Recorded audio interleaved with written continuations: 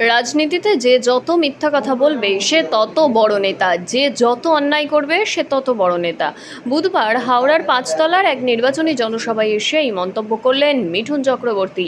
তিনি হাওড়ার বিজেপি প্রার্থী ডক্টর রথীন চক্রবর্তীর হয়ে প্রচারে আসেন। তিনি মঞ্চ থেকেই বাংলা ছায়াছবির বিখ্যাত সংলাপ "আমি জলঢোড়াও নই, হেলেও নই, জাত কেউটে" বললেন মিঠুন। এই সভায় বিজেপির সমর্থক ও সাধারণ মানুষের উচ্ছ্বাস ছিল চোখে পড়ার মতন। তিনি আরও বলেন, বাংলাতে নতুন সূর্য এবং উন্নয়নের ধারাকে চিরস্থায়ী করতে এবারে হাওড়া সদরে ভারতীয় জনতা পার্টির প্রার্থী রথীন চক্রবর্তীকে বিপুল ভোটে জয়ী করুন।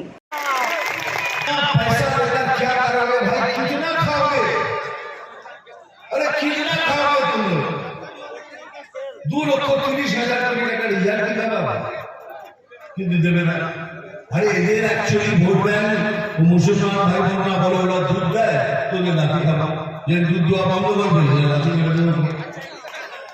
এদের ভোট ব্যাংক হলো কারাপশন, দুর্নীতি।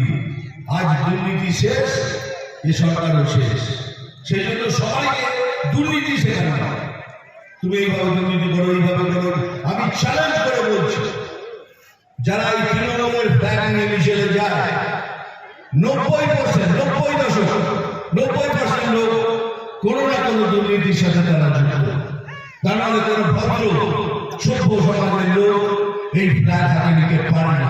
যাদের আত্মা আছে তারা এই ফ্ল্যাগ ধরে রাস্তায় রাখতে পারে। হ্যাঁ, জোর গলায় বলছি, অসম্ভব। যাই হোক, আপনাদেরকে কি প্রশ্ন করবো, এটা জানাবো কেন? আমি কিছু প্রশ্ন করবো, বলুন। হ্যাঁ না তো জবাব দেবে। এই বিজেপি কি কোনো দুর্নীতিগ্রস্ত পার্টি না? আর জোরে বলো যে আমাদের শাসক গোষ্ঠী যারা রয়েছে তাদের জনগণ হয়ে যায় এদের মিথ্যে জন্মে আর দুর্নীতি রাশিতে জন্মে। এদের জন্ম হলো মিথ্যা, রাশি হলো দুর্নীতি, তাদের জন্ম। সকাল থেকে রাত্রি অবধি শুধু মিথ্যে কথা, খালি মিথ্যে কথা। আমি এই সিএ হতে দেবো না, সিএ হবে না, মুসলমান ভালো না, হতে দেবে না।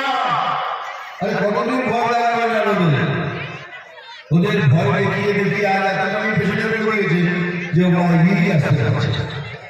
আপনাদের চ্যালেঞ্জ করছি আমি মিঠুন চক্রবর্তী, সিএএ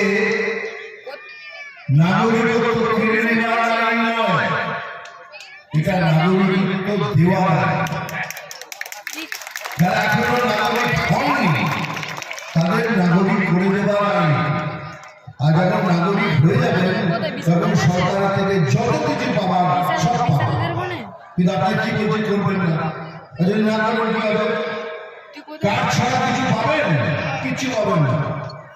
আমরা রেখেও যাবেন, ওগুলো যাবেন। কার্ড টাকা কি? আধার কার্ড। আধার কার্ডটা আপনার সত্যি হওয়া উচিত। কেন পয়সা দিয়ে সব জালি আধার কার্ড বানিয়েছেন, যাকে পেরেছেন পয়সা দিয়েছেন জালি আধার কার্ড, সেই জন্যই একটা প্রবলেম হচ্ছে। এই জন্যই একটা চেষ্টা নিচ্ছে, হতে দেবো না, হতে দেবো না। আরে এই কারণটা শুধু মুসলমান ভাইদের জন্য নয়, এটা আমার জন্য, আপনার জন্য, খ্রিস্টানদের জন্য, ভাইদের জন্য, শিখ ভাইদের জন্য, সবার জন্যই।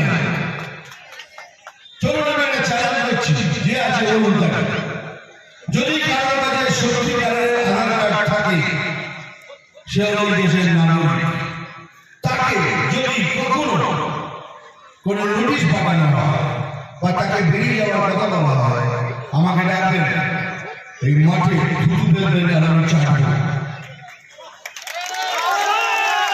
এত বড় কথা বলছি, আমি চাটবো। আপনাদের থুতু যদি মিথ্যে বলবেন, এই সব মিথ্যে বলছে, মিথ্যে বলে আপনাদের ভয় দেখাচ্ছে। জীবনে আপনাদের আগে আসতে দেবেন না। 10 বছর তো দেখবেন কিছু ফেলেন না। এখন বিজেপি ট্রাই করুন, দেখুন সব সময় বলে যাচ্ছে বিজেপি মুসলমানদের বিরুদ্ধে। বিজেপি মুসলমানদের বিরুদ্ধে নয়। একবার কোন দেশে দেখুন, একবার তারপরে সেখানে মিথ্যে ব্যাপার, 100 দিনের টাকা দিচ্ছে না, আমার দিচ্ছে না সেটা কি বিজেপির টাকা?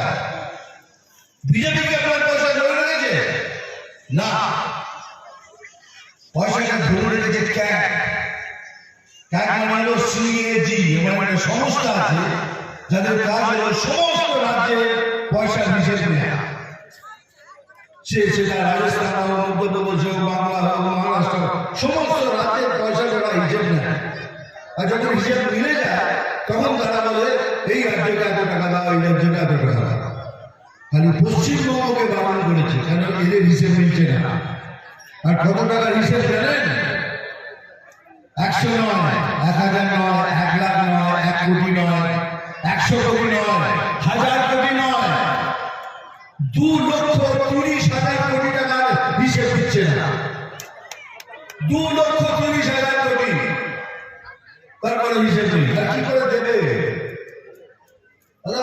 প্রধানমন্ত্রী বাথরুম করার জন্য 12,500 টাকা দিয়েছে, সেটা পর্যন্ত ছেড়ে দিয়েছে।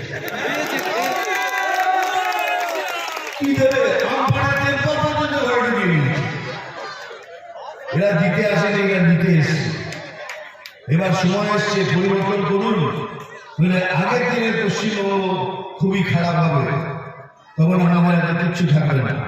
এইসব চোরেরা, লুটেরারা লুট করবে, চুরি করবে, আমাদের মুখ বুঝে সব করতে হবে। তাই জন্য বলছি বিজেপি যোগ করুন।